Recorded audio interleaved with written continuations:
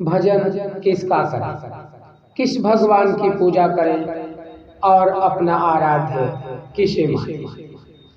पिछले भाग में हमने सुना कि आप उस मूल को क्यों नहीं पकड़ते जिसके ये सभी नगर अंश मात्र हैं।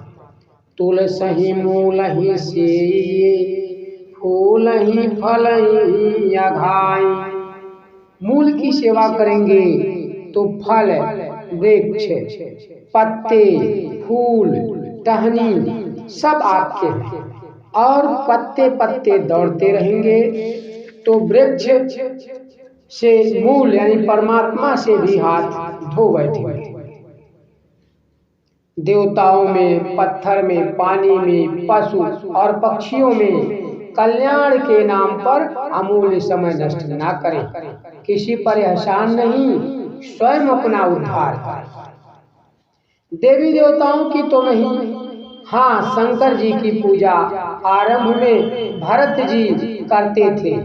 राम के राज्याभिषेक को लेकर जब अयोध्या में षड्यंत्र प्रारंभ हुआ तब भरत जी ननिहाल में थे।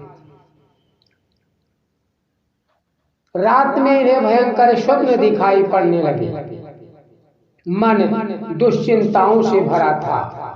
इनके शमन हेतु विप्र जवाई देहि बिन दाना, विप्र जवाई देहि बिन दाना, शिव अभिषेक करहि विधि नाना, शिव अभिषेक करहि विधि नाना।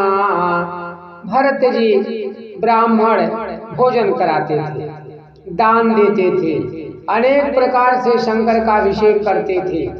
मागहि हृदय महेश मनाई, मागहि हृदय महेश मनाई, कुशल मातु पितु परिजन भाई।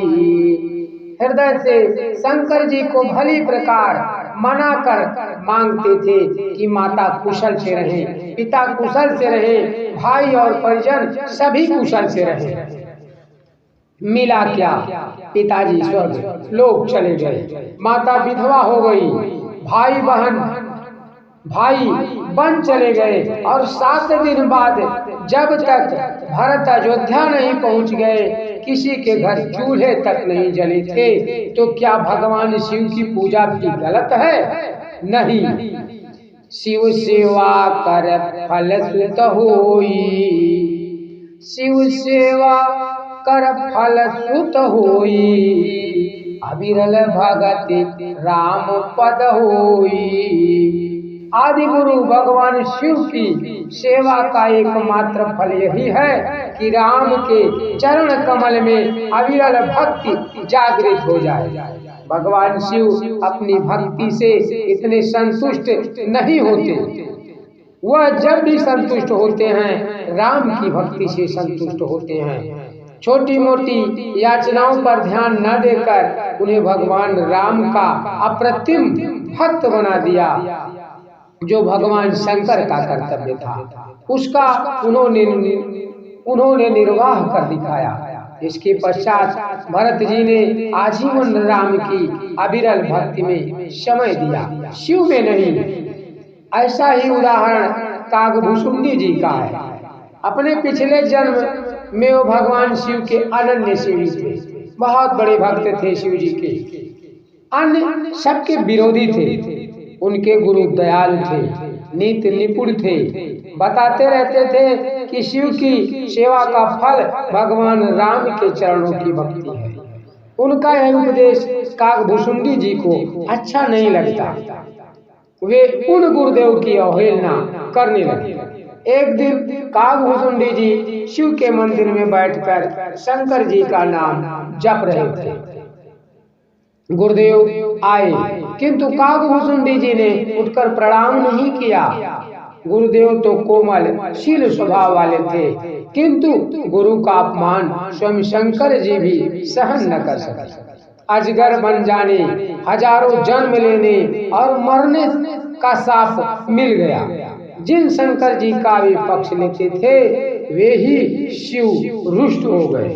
गुरु महाराज को बड़ी करुणा आई। भगवान शिव से अनुग्रह की, अनुनय की, विनय की, प्रार्थना की। शंकर जी संतुष्ट हुए, बोले जन्म तो उसे लेना ही होगा, किंतु जन्म और मृत्यु की असहनीय पीड़ा इसे नहीं होगी। किसी भी जन्म में इसका ज्ञान नहीं मिटेगा और अंत में यह मनुष्य शरीर में राम की भक्ति प्राप्त करेगा।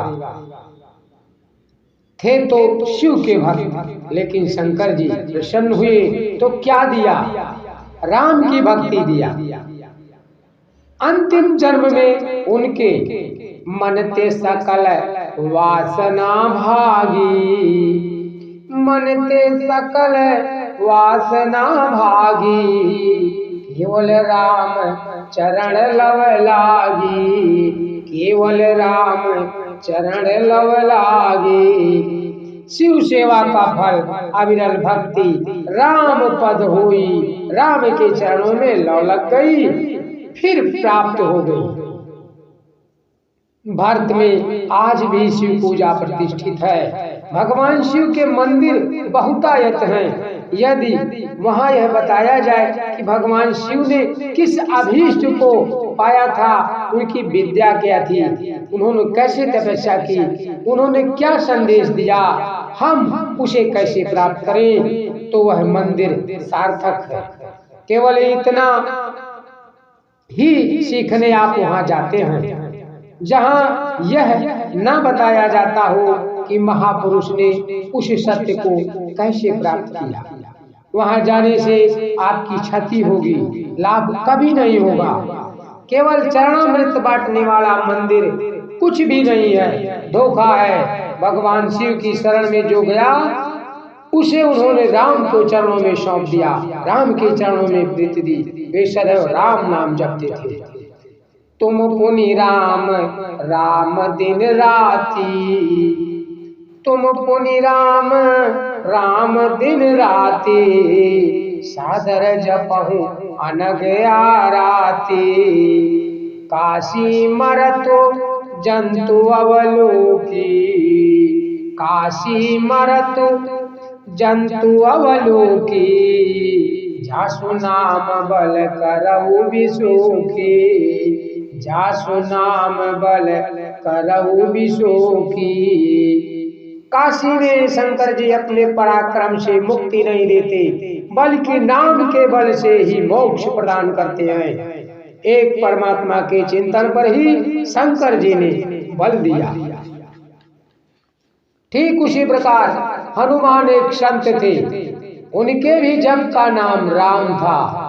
सुमिर पवन सुत पावन नामू, सुमिर पवन सुत पावन नामू, अपने बस करी राखे रामू, अपने बस करी राखे रामू। पवन सुत ने उस परम पावन राम के नाम का जप किया था। हनुमान हनुमान जपने के लिए हनुमान ने कभी नहीं कहा। उनके जीवन में जो भी अधिकारी भक्त मिला, उन्होंने उसकी बाँह पकड़कर राम के चरणों में गिरा दिया। हनुमान सम नहीं बड़ भागी, हनुमान सम नहीं बड़ भागी, नहीं को राम चरण अनुरागी। हनुमान के समान भाग्यशाली कोई नहीं था, तो भाग्य का स्रोत क्या है? नहीं को राम चरण अनुरागी, राम के चरणों का अनुराग ही भाग्य का जन्मदाता है। इन दोनों महापुरुषों के कथानकों से स्पष्ट है कि देवताओं में कुछ महापुरुष भी हैं जो हमारे आपके पूर्वज रहे हैं, किंतु करोड़ों कल्पित देवताओं के बीच उनकी संख्या 1% भी नहीं है। उनके प्रति श्रद्धा अपेक्षित है, क्योंकि उन्होंने किसी काल में साधन करके परमात्मा स्वरूप ही स्थिति प्राप्त किया था। अपने पीढ़ी के लिए वे सद्गुरु थे, किंतु आज के लिए उनकी पूजा का विधान नहीं है और न उनके नाम जप का। किंतु यदि कोई ऐसा करता भी है तो वे महापुरुष एक परमात्मा की ओर तथा व्यक्ति के समकालीन सद्गुरु की ओर उसे बढ़ा देते हैं। अतः आप आरंभ से ही एक परमात्मा के प्रति श्रद्धा स्थिर करें, जिससे आपका समय नष्ट न हो और उनसे प्रेरणा लेते रहें। गोस्वामी जी ने रामचरितमानस की रचना की तो अंत में मानस रोग भी बताए। इसके विरोधी कौन है? मोह सकल व्याधिन कर मूला। मोह संपूर्ण व्याधियों का मूल है। काम वात है, कफ लोभ है, क्रोध पित्त है। काम क्रोध और लोभ तीनों भाई जब एक हृदय में एक स्थान पर इकट्ठे हो जाते हैं तो व्यक्ति शनि पात्र के रोगी की तरह है। अहंकार अहंकार अति दुखद डमरुआ। अहंकार अति दुखद डमरुआ। तृष्णा उदर वृद्धि अति भारी। इस प्रकार 15-25 रोगों का चित्रण किया और अंत में बताया कि मानस रोग कछुकमय गाये। मानस रोग कछुकमय गाये, है सबके लखी विरल न पाए।